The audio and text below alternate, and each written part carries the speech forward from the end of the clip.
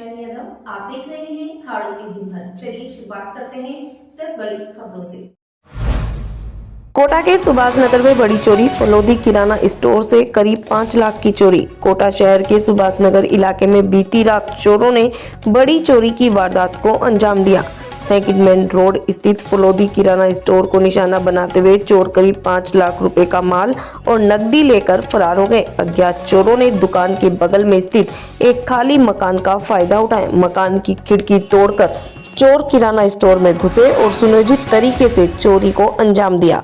चोर करीब 4 लाख रुपए मूल्य का काजू बादाम सिगरेट सहित अन्य कीमती किराना सामान चुरा ले गए। इसके अलावा गले में रखे करीब 40,000 रुपए भी नकद ले गए। सुबह दुकान खोलने पहुंचे संचालक अनिल मेड़तवाल को चोरी की जानकारी लगी, जिसके बाद उन्होंने थाना महावीर नगर में मामला दर्ज कराया।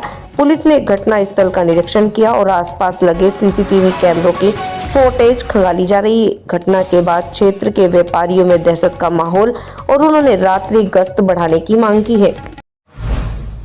घायल युवक की इलाज के दौरान मौत, परिजनों ने जताई अनहोनी की आशंका।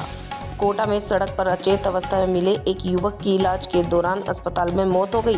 परिजनों ने सिर पर अंदरूनी चोट होने की बात कहते हुए निष्पक्ष जांच की मांग की है। मृतक युवक स्कूटी से घर लौट रहा था। इसी दौरान वह सड़क पर अचेत अवस्था में मिला। उसे तुरंत अस्पताल में भर्ती कराया गया, जहां इलाज के दौरान उसकी मौत हो गई। परिजनों का कहना है कि युवक के सिर पर गंभीर अंदरूनी चोट थी, जिससे किसी अनहोनी की आशंका से इनकार नहीं किया जा सकता। पुलिस मामले की जांच कर रही है। ग्रामीण क्षेत्रों में इंफ्रास्ट्रक्चर विकास और रोजगार को मिलेगा बढ़ावा। ग्रामीण क्षेत्रों में रोजगार और विकास को लेकर भाजपा नेता और पूर्व मंत्री प्रभुलाल सैनी का बड़ा बयान सामने आया। पूर्व मंत्री प्रभुलाल सैनी ने कहा कि विकसित भारत रोजगार गारंटी फॉर आजीविका मिशन के तहत ग्रामीण क्षेत्रों में लोगों को न्यूनतम 25 दिन का रोजगार उपलब्ध कराया जाएगा। साथ ही कृषि के मुख्य सीजन में श्रमिकों को 60 दिन का विश्राम दिया जाएगा, जिससे खेती का काम प्रभावित न हो। इस योजना के तहत जल संरक्षण, भवन निर्माण सहित कई विकास कार्य कराए जाएंगे, जिससे ग्रामीण अर्थव्यवस्था को मजबूती मिलेगी।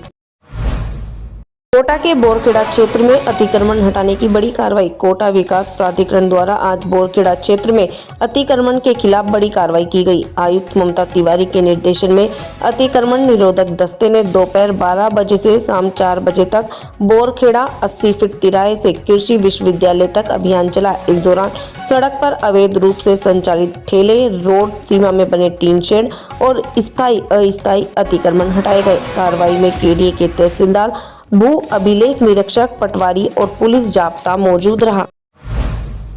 कोटा के सांगोद में सुपोषित मां अभियान, गर्भवती महिलाओं को पोषण किट वितरित। सांगोद विधानसभा क्षेत्र में सुपोषित मां अभियान के तहत गर्भवती महिलाओं को पोषण किट वितरित किए गए। ऊर्जा मंत्री लाल नागर के नेतृत्व में सीमलिया भाजपा मंडल की विभिन्न ग्राम पंचायतों में गर्भवती महिलाओं को पोषण किट दी गई। अभियान लोकसभा अध्यक्ष ओम बिरला की प्रेरणा से संचालित किया जा रहा है।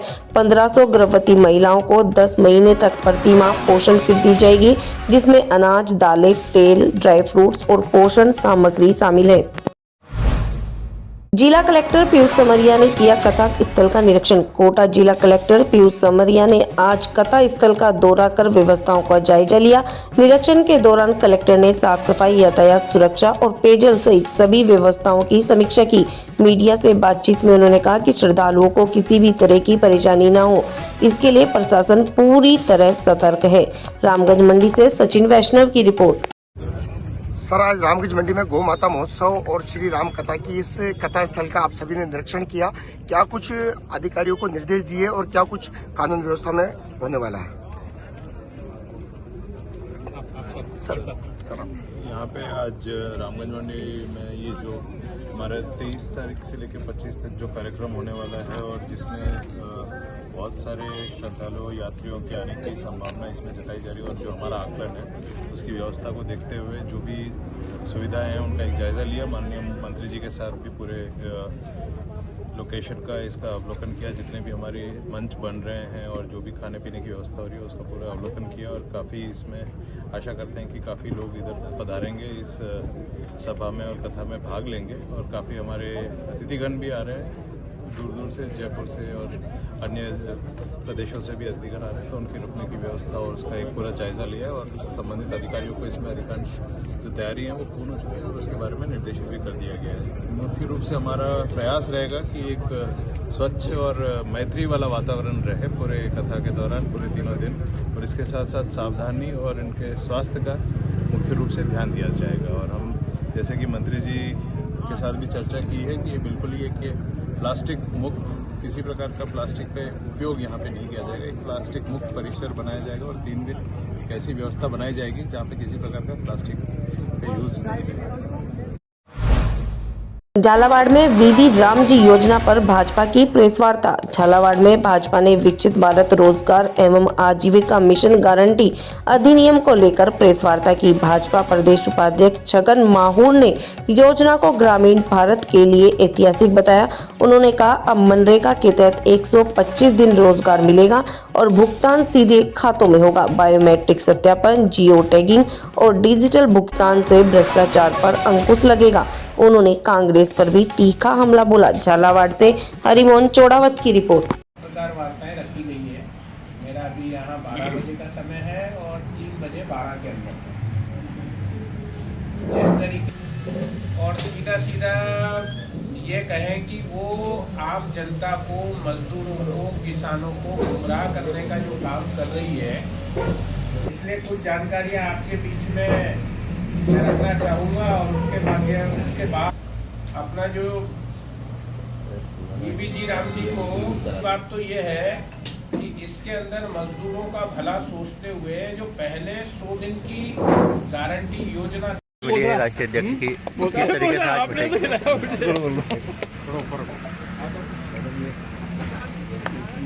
भारतीय जनता पार्टी परिवार के राष्ट्रीय मुखिया के रूप में 12वें अध्यक्ष के रूप में कल माननीय नितिन जी नवीन ने राष्ट्रीय अध्यक्ष का दायित्व ग्रहण किया। मैं भारतीय जनता पार्टी जिला झालावाड़ की ओर से, भाजपा परिवार की ओर से उनको हार्दिक बधाई और शुभकामनाएं प्रेषित करता हूं। और जिस प्रकार से राष्ट्र को प्रथम मानते हुए और कार्यकर्ता और जनता के हित में आज तक के संगठन के माध्यम से और संगठन के निर्देशन में एक अपनी भारतीय जनता पार्टी की छाप बनी है और पहचान बनी है, उस पहचान को राष्ट्रीय स्तर पर और सामाजिक स्तर पर और धरातल पर और भी विकसित और भी मजबूत तरीके से राष्ट्रीय विचारधाराओं को स्थापित करने का कार्य वो करेंगे। इसी आशा और अपेक्षा के साथ मैं उन्हें पुनः बधाई देता हूँ। हम सब उनके विचारों से और उनकी नीतियों का समर्थन करेंगे, भारतीय जनता पार्टी को मजबूत करेंगे। हाथीखेड़ा ग्राम पंचायत पुनर्गठन का विरोध।